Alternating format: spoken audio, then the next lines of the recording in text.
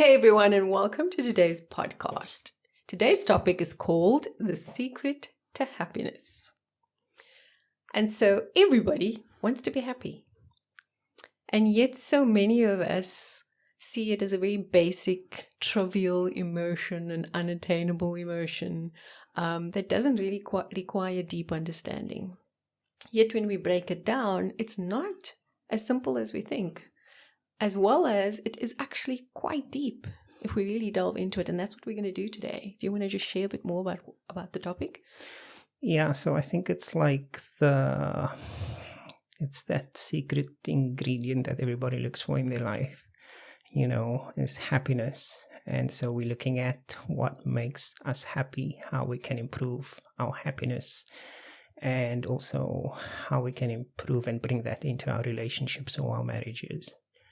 So it's pretty interesting. I find it interesting. Okay, so what we are in fact saying is happiness is important. Happiness is extremely important. And it's achievable. Very much so, yes. Okay.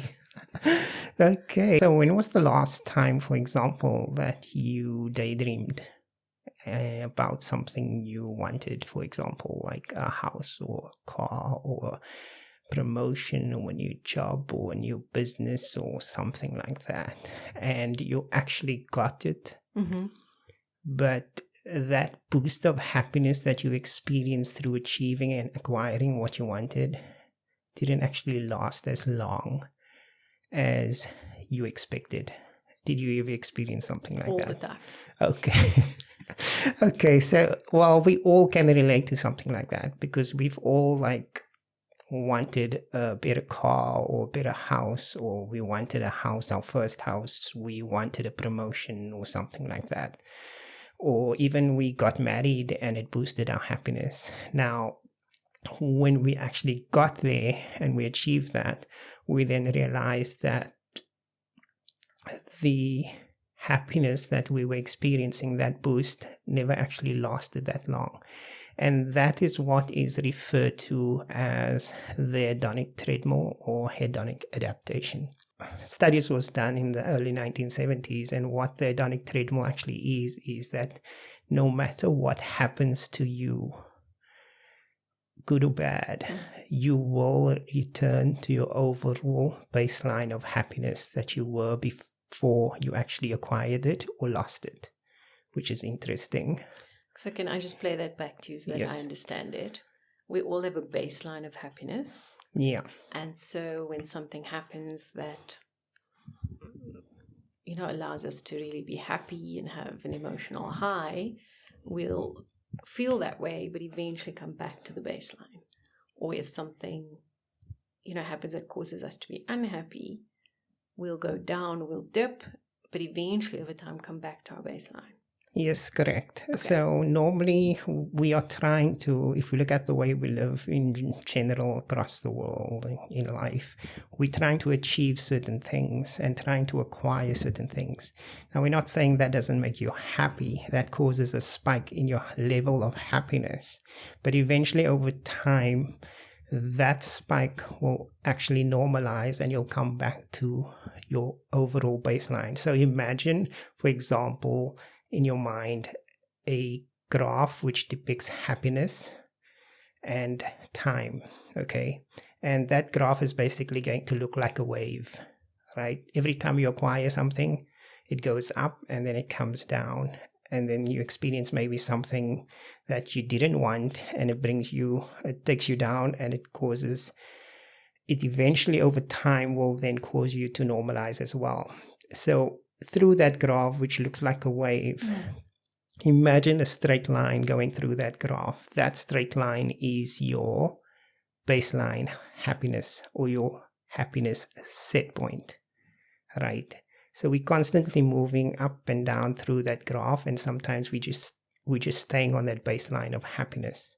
Okay, so if I were to apply that to an actual life example, I want a new car and I think about it, I daydream about it, I get excited every time I imagine it, and eventually I acquire the car.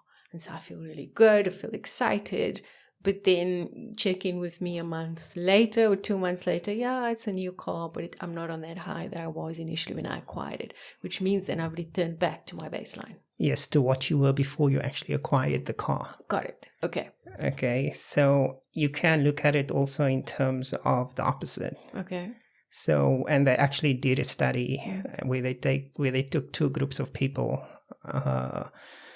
One group won the lottery. The other group, for example, became paraplegic in terms of they may have had an accident. Okay. So they looked at them and they studied them before those events happened. What were they like? How did they experience happiness? And what they found is that obviously the group that won the lottery, their happiness spiked, right? And the group which maybe went through a hard or difficult time, their happiness went down. So they experienced a lot of sadness. But over time, both groups, happiness baseline met somewhere in the middle, right? And so what that means is, doesn't matter what happens to you over time, you're going to return to your baseline or your set point of happiness.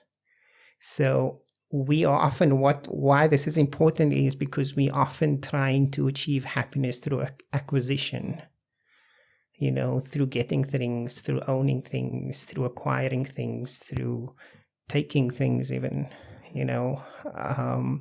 but that happiness never really lasts. And it could be the same, for example, for going into a relationship or marriage. The first time in that relationship, your happiness is on a high. But over time, for the both of you, that happiness is going to normalize and you're going to return to the same level of happiness that you had before that relationship, for example. Okay. So my understanding is that everybody's different, which means then every person's going to have a different level of baseline. So someone could have a really high baseline depending on their childhood, their upbringing, their experiences, or even the family history. And then someone could have a really low baseline. So what if my natural baseline is low? Am I doomed? No, because everybody's baseline is individualized. So as you said now, my baseline of happiness and your baseline of happiness is not the same. Now, by saying that already doesn't mean that you cannot increase your baseline of happiness. So when we're speaking about the secret to happiness, we're speaking about the baseline, the overall happiness that you're going to experience as you move through life. And so you can definitely increase, according to the studies, you can definitely increase that level of happiness. Yay! So it's very, very interesting. But to those listening out there, you have the ability to change your baseline, to change your fate, to change the way you see life, the way you feel about yourself. And that ultimately will allow your baseline to increase, and life is going to happen. It's going to move up and down, which is natural. And I think it's very important to highlight that we need to accept that there's going to be highs and lows. We cannot set a goal for ourselves where we're going to want to have this idealistic life until eternity or until we die. It's natural because we are human to have ups and downs. But what is great to hear, though, is that you don't, unless you choose to, but you don't. If you're going down, you're going to dip and come back up. But if your baseline is higher, you're going to still come back to that baseline of, okay, things are okay. You might even be able to catch yourself quicker over time. Which is really great news. Yeah, but the confusing part where people can be mistaken is if they experience spikes soon after each other, okay, where they can get confused between thinking that the baseline of happiness has increased when it actually hasn't, right? So, for example, if you just had a new job or you received a promotion, so your spike in happiness is going to increase, and then what happens is soon after that you buy a new car, so your spike of happiness increases again. Now, when these types of spikes happen consecutively after each other in that manner, soon after each other, the person experiences it can actually confuse that and believe that the baseline of happiness has increased. But over time, it will normalize. So that's the thing to remember. So the question then obviously becomes, how do you increase your baseline of happiness? Because that's the secret. And it's not really a secret. I think it's just one of the things that we have to do is, again, we spoke about this in a previous podcast, is to speak about gratitude. Gratitude, according to the science, is a huge indicator, and if you implement it, can increase and assist you in increasing your baseline of happiness. So that's just one thing, right? You know the importance of practicing gratitude, and I think everybody does. And again, it's interesting for me because that is kind of like a law in a sense, if you know what I mean. If you practice gratitude the way you're supposed to be practicing gratitude, automatically and naturally over time, your baseline of happiness will increase.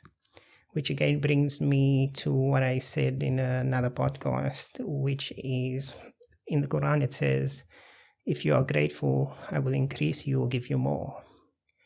And giving more doesn't necessarily mean more material. It could just mean more happiness.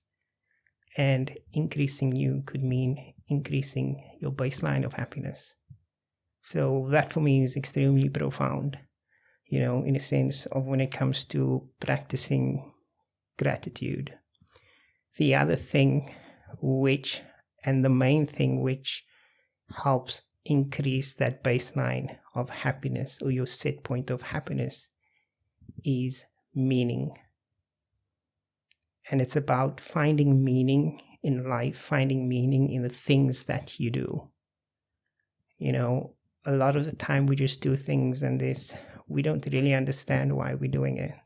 So finding meaning is extremely important with increasing your baseline of happiness. So what does this mean? This means personal development, you know, developing yourself, understanding why you're here, understanding what you're doing, understanding introspection, you know, improving yourself. And for what reason? In order to serve this world, to serve everything that's in it. A lot of the time we find that people are, for example, in service and in search of heaven, but very few people are in service of what is on this planet. Yet we've been put here as a being to help and service that planet. Now, what that means, though, is that when I recognize that I'm here to serve the people and everything that's in it, and to be kind and to do my best and to serve, that automatically then gives me meaning. And recognizing that, wait a minute, am I doing the best I can do? When it comes to meaning, right, I give meaning to what I'm doing, which means I'm understanding why I'm doing it, or identifying I'm going to be doing this. Clarify for yourself why you're actually doing it, because I think that's really important. But at the same time, when you do that, you feel more inspired, and the more inspired you feel, the more you feel you want to increase what you're doing. So it has a knock-on effect in terms of raising your level of frequency and happiness. True. And the thing is with, you know, it's a lot deeper than what I think. If you look at happiness, and we're speaking about meaning, and that meaning is important. But when you attach meaning to what you're doing and you're serving this planet, and that is actually a form of worship to the one that has put you here, if you think about it. And in other words, worship is not just worship is not just praying, like if an act of prayer, like a request or asking God for something. It's also serving and doing the work that God has put you here to do. So that's a state of worship because you're attaching meaning to it. Right? That's very profound. True. And then you begin to understand why it's said that God has put us here to worship. Which means then automatically, if I attach meaning and I serve, automatically I feel better about myself because I understand why I'm doing it. I understand that it is a form of worship. It is a form of elevating who I am, but also understanding my worth. So it is quite deep if you really unpack it. And I suppose we could talk about it for quite a while, but let's just okay, we could talk about it for quite a while, but maybe move on to the next point. Oh, so the next one is we can increase our happiness baseline through giving, right? And again, it comes with serving, giving, and giving doesn't just mean like giving like material or giving money or finances or things like that, or helping someone. Those are all forms of giving, correct? But giving can also just be kind, or smiling at smile. And for example, you might not have something to give someone, but everyone can give a smile. Or a kind word. Or a kind word, or a word of encouragement. Oh, yes. No. But again, for that giving to have value and to have weight, you need to attach meaning to it. Right? So one of the things we do, for example, within our culture or within our faith, we normally add, when we, for example, give something or we want to help someone, we add the Arabic word lillahi ta'ala, which means for the sake of Allah, for the sake of our Creator, for the sake of God. So what we in fact doing there is we're attaching meaning to what we are giving or what we are doing, which means then that we're adding meaning to our actions, which now a lot of people would say that, but they won't necessarily understand that to be the case. I'm not saying that's the only way to understand it, but it's a huge part of how you can understand it. So when you start giving in that way and you understand that is what that means, don't you think your happiness baseline will improve? Of course. It will. I mean, if you genuinely help someone and nobody else knows about it, and you go home, do you feel better? Just an overall feeling of, I feel better.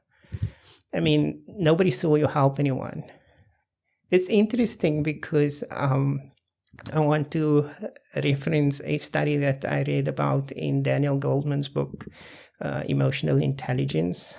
Can't remember the full title, but I'm sure everybody knows it's a very famous book, where he did a study of where he didn't do the study himself. He refers to a study within that book with regards to people that are feeling sad and depressed and the means and the ways that they try to get out of the depression, what they actually did. And I'm speaking outside of medication now, right? So some of the things that people would commonly do is, for example, they would spend time with people that they love or people that are positive and have a good influence on them. They would maybe go out and do a hobby or go and exercise. They would maybe go and have their favorite meal or go and buy themselves something. These are all actions that people did according to the study, which people used to uplift themselves. Now, all these things helped, right? The one thing that helped the most, though, with regards to the study and uplifting people's state of sadness and depression, was when they actually spent time with people less fortunate than them and assisted them and helped them. In other words, they gave and they were service to these people. Without getting anything in return. Without getting anything in return. So that was the most effective way to get people out of their state of sadness. But at the same time, it was the least practiced. So very few people actually did it, but the people that did do it had a greater effect on them lifting their sadness. In other words, their happiness baseline. So I just wanted to highlight that study in terms of that there's truth in it, that giving with meaning and gratitude are the key indicators to uplifting us and making us happier. It's actually the opposite to what we may have thought in terms of acquiring. True. And yet it's simple things that if you made the choice to implement it in your life, you could do it today. It is very simple. Whereas if your belief is, I'm only going to be happy if I acquire X, Y, Z, what happens there is it takes you a while to acquire X, Y, Z, right? Which means then you're in a state of unhappiness. You're always future projected. You're always feeling anxious because when is this coming? When is this coming? Yet the sad truth is when you acquire it, it's going to be a very, naturally you're going to be on a high, but it's not going to give you an eternal high. Whereas the examples we've just given and highlighted here are things we can implement, whether I've got $10 in my bank account or $1 million. It's things I can apply right now in my life that is going to increase the level of my happiness. True. And how many times have we seen, or you look around you and you see these people that appears to have so much, like in terms of material things, but they don't look very happy. And then you have the other side of the spectrum where you have someone that maybe doesn't have that much, that they seem very happy on an overall scale. And if you engage with them, you feel the energy is really light. They're always smiling, but you can't fathom how this is when you know their financial situation. Yet, if they were appreciative for the fact that they have a roof over their head, that they can actually put food on their table every single day, that they maybe don't drive the most fanciest car, if you're comparing yourself that perhaps is wealthy, then it is confusing. And so it is even more proof, for those that are skeptical, that it is a mindset. It is implementing these simple yet very profound ways of improving your baseline that is not material. Yeah, and the other thing I think is important for us to highlight is we're not saying, like, for example, like all healthy people have a low baseline or something like that, or all wealthy people are going to return to a low baseline. I'm not saying you can't be wealthy and have a high baseline. I'm not saying that at all. I'm not saying that all people that, for example, that don't have much materially are going to have a low or a high baseline. It's going to depend on the individual. But if you can just listen and identify it for yourself, if you're listening to this, then where are you on that spectrum? I think the question is. And then to clarify from my perspective as well, you are healthy if you're abundant. Yeah. Because that is how we should be living, right? Yeah. Whether that is, your definition of abundant is a palace on the hill, or whether it's a home, a basic 3-bedroom home that, you're living very simply and your debts are all paid, whatever that is for you. What it's highlighting, though, is, and I'm speaking to those that are extremely abundant, well off, money is just not an issue, to check in and ask, am I really happy? Or am I looking for the next thing that I want to acquire so that I can elevate again? And if the answer is, no, I'm not that happy, and that is why I continuously shop, for example, as a form of addiction to give me that high, is to then look at these ways that we've just suggested to elevate your baseline. Because once your baseline is elevated, it's going to stay there. Which means then you will find that you acquire, but that acquiring of that thing is not going to give it to you. Then it just becomes a thing, but it doesn't become a thing that defines you or that needs to give you that juice, if so to speak. And you highlighted something very important, which is giving, right? And the fact that it has been proven through studies that is the one thing that would definitely elevate your happiness. And so if I think of somebody that volunteers,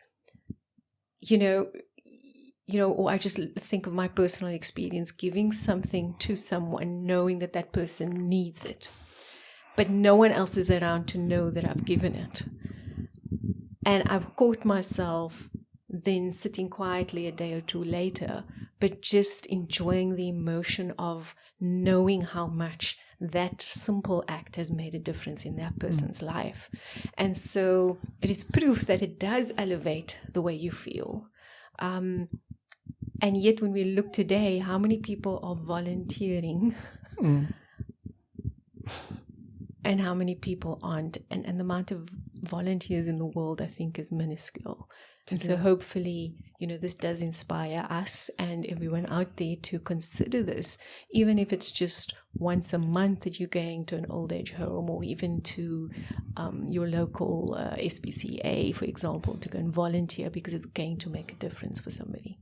True. And I think the other thing is, like, even if, for example, we speak about volunteering and etc., but a lot of the time, especially with the youth today, they're always asking, how can I make money? How can I make money? Right? I mean, what's the best thing that I can do to make money? Now, right now, for example, we have a crisis, for example, with energy in South Africa. So everybody wants to go into solar business all of a sudden, right? No, to ride the wave. Which is all good and well, but my approach has always been, for example, if somebody asks that question, I think the better approach should be, how can I serve? What skills, what do I have that can serve the community, the world that I live in, make it a better place? Then, for example, after that, the next question you can have is, how can I turn that into a business? Because now you've first sorted the meaning for you, and now your business has meaning. You attach meaning. Why am I doing this? Am I doing this purely for money? Then it's not the healthiest way to look at it. Yeah, that's what you're saying. Well, that's why I say you first need to ask how you can serve. And then once you understand how you can serve, because how you can serve and what is going to give you meaning in terms of what you're doing is then going to add meaning to your business. So now you're going to approach the business, for example, in a different way. So the next thing then is, how does this help us? Because all our podcasts go the same route. How does this help us with relationships and marriage? And I think for me, the most obvious one is it changes the way we should be approaching marriage or relationship, right? Because I think a lot of the time people go into marriage, for example, just as something that they need to tick off, something that they got to a certain age and they need to do. Then they find someone, they get married, and they live with each other. That seems to be the normal pattern that most people follow. And they have kids and they live in a house. But marriage, getting married in itself is something that's going to cause that boost within your happiness, right? It's going to cause you to spike, right? So what I'm saying is that you need to approach marriage and understanding the meaning behind marriage. Marriage is an institution. It is something that is sacred,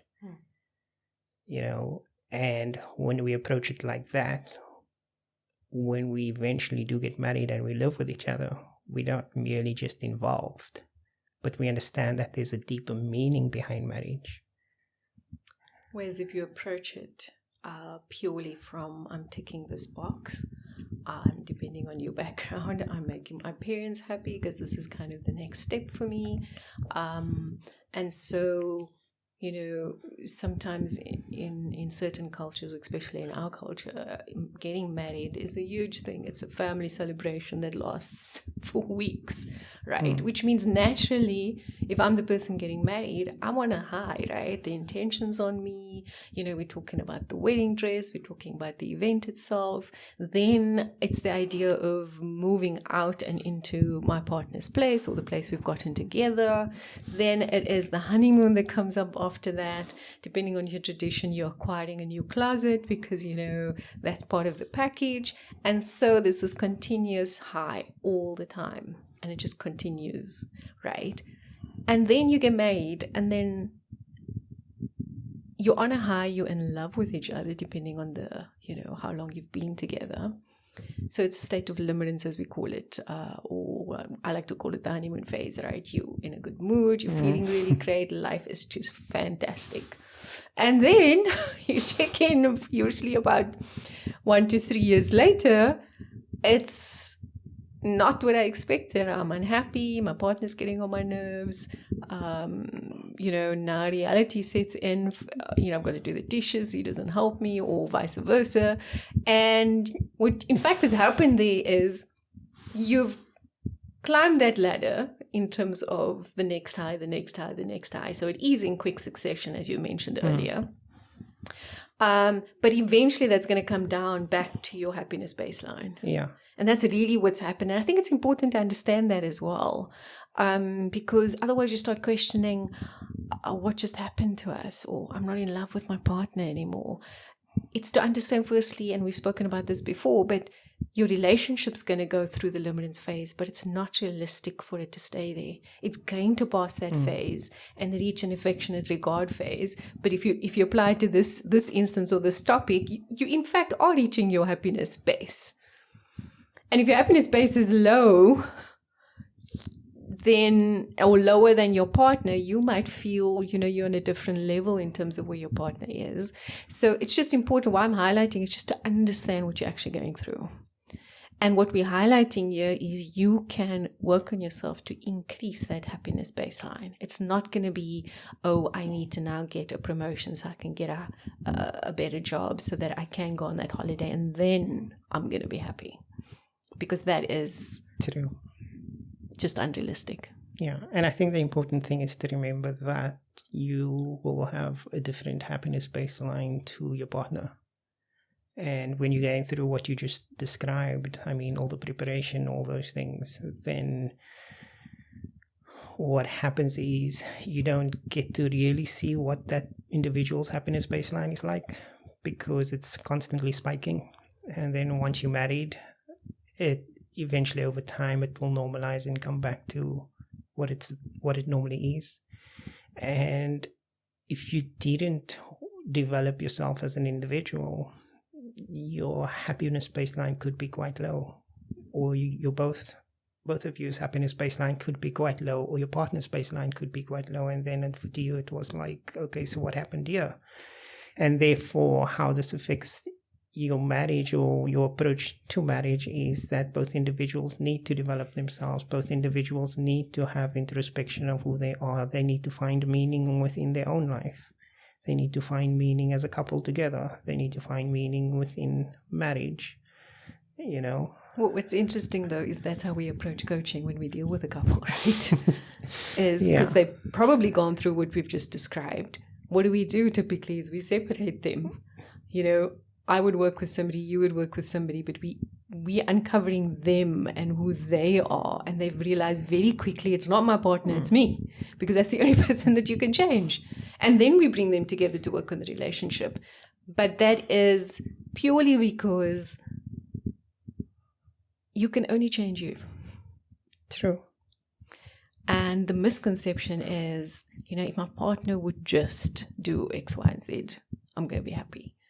And that is also unrealistic, because your partner will try their very best to do that for the sake of the relationship and your happiness as a couple. But it's usually short-lived, because then you move on to the next thing that you want fixed.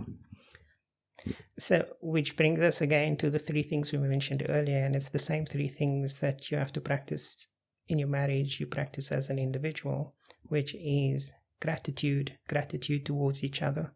Gratitude to what each other brings towards the relationship. There is meaning, finding meaning within your marriage. There is also giving, giving more than what you can, more than just your perceived 50%, which is also something we've spoken about before. So those 3 things will bring you and give you a much happier marriage, and it will increase the happiness baseline of your marriage, actually. So let's just touch on each one, though, and just give an example. of how we could implement this in our marriage. Okay, so gratitude, for example, is just expressing gratitude and giving. When you express gratitude to your partner, the best way to do it is to give a reason why you're grateful for what you are saying. Right? How did that make my day better, or how did it make that moment better for me?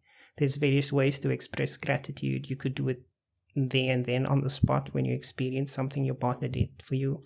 You could, for example, schedule time with you and your partner maybe in the evening before you go to bed and give, for example, one thing that you are grateful for that they did for you that day, and your partner does the same. That's more of a formalized gratitude practice that you could have between the two of you.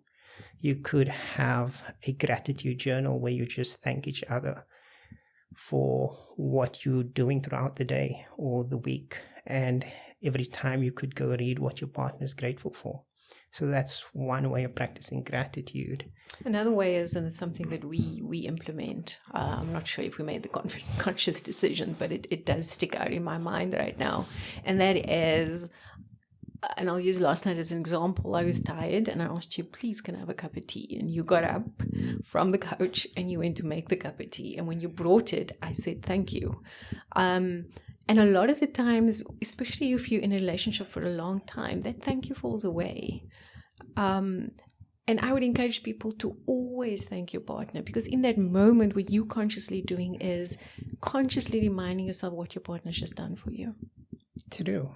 And I think it's a good practice. And the thing with practicing gratitude and what we are sharing here, there's no way it can do your relationship any harm. It can only benefit your relationship. So I wouldn't see why people wouldn't want to practice it. Right? Okay, brilliant. The next thing is giving. An example of giving is doing more than just what you are supposed to be doing. For example, if you find that your partner is, let's say, for example, you guys, maybe it's unspoken that the wife cooks, the husband works, that's the traditional kind of relationship you have. If, for example, the husband comes home and she's still busy, or he can see she's a bit under stress, and because there's kids around and everything, is to be able to, instead of just saying, okay, I did my work for the day, I'm going to sit and watch some Netflix, is to see where you can assist. So that's giving, giving more than just your 50%. So, and likewise with the wife, she could give more than just her 50%, for example. So in other words, try not to keep tabs of what each other's doing by comparing certain things, because comparing tasks and what you're doing, there's no way you're going to be able to honestly, truly split it 50-50. So just give as much as you can to each other and assist each other, support each other, give emotional support, for example, give mental, psychological support, allow someone, if somebody is has an intimate conversation need, allow them to speak, instead of just saying, oh, this is not my area, I'm not this type of person. So that's an example of how you would give, for example, within your relationship, and give more than just what you perceived your 50% is. Right. And then just something to highlight, like what we would encourage, because communication is really important, is if that is something you want to adopt in your relationship, have a sit down and make the commitment to each other that is something you're going to adopt. However, you might find that your one partner is not on board. That doesn't mean now that you use that as an excuse to not give more than 50. You still give, because over time, that is positive things that you're bringing into your relationship. It cannot have a negative effect. Unless you're going to tell yourself, this person's taking advantage of me, I've always got to do. You give until you inspire your partner to want to give back. True. And then the final one is meaning. Always establish a form of meaning within your relationship. And it's the same really, like an individual would add meaning to what they're doing. And I've spoken about this before. For me, there's,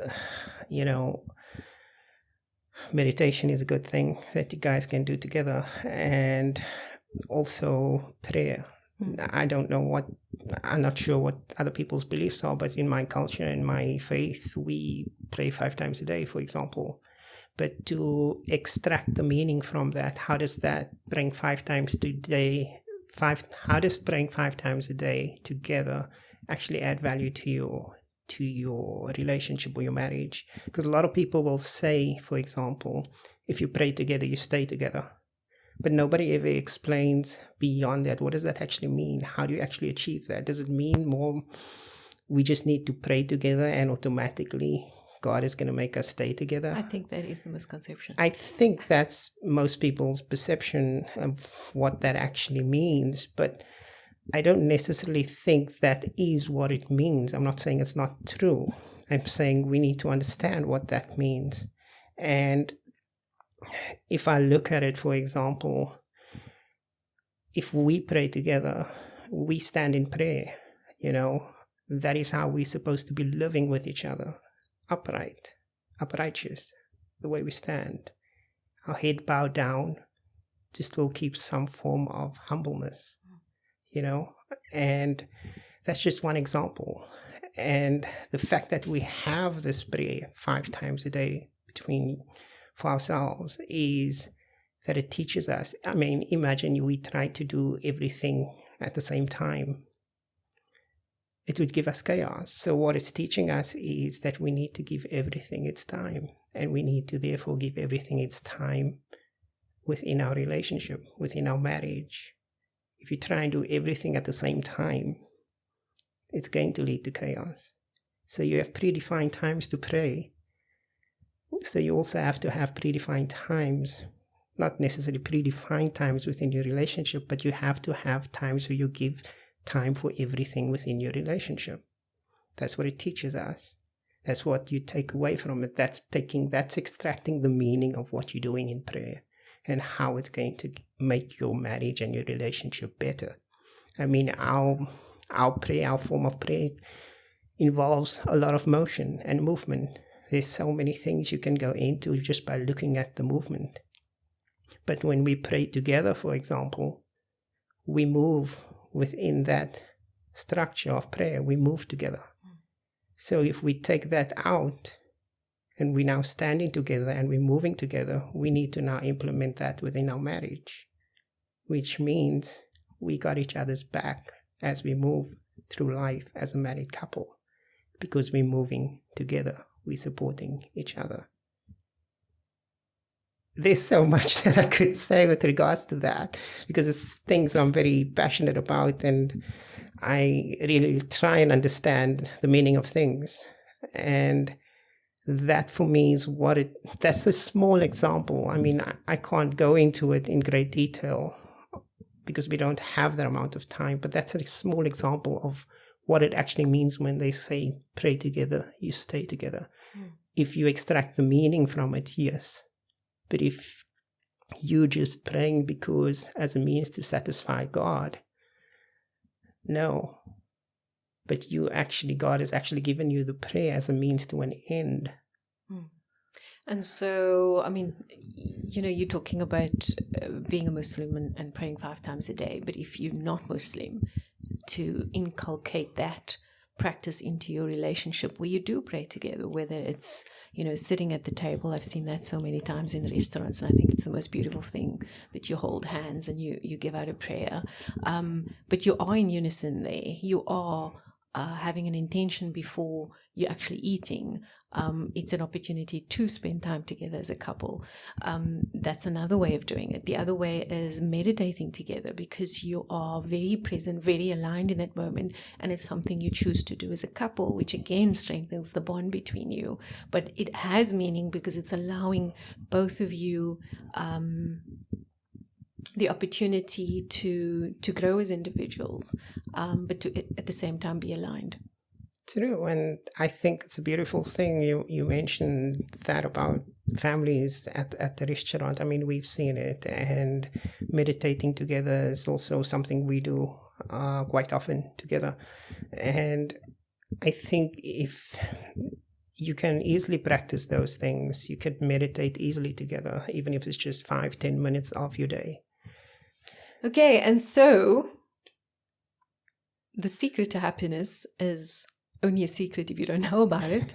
And now we've shared it. And just to reiterate, knowledge is only powerful if you use it. So make the conscious decision to sit down with your partner and really look at ways to implement these three key ways. And just to wrap it up very quickly, those three are gratitude, giving with meaning, and meaning by itself as well. Thank you. Thank you.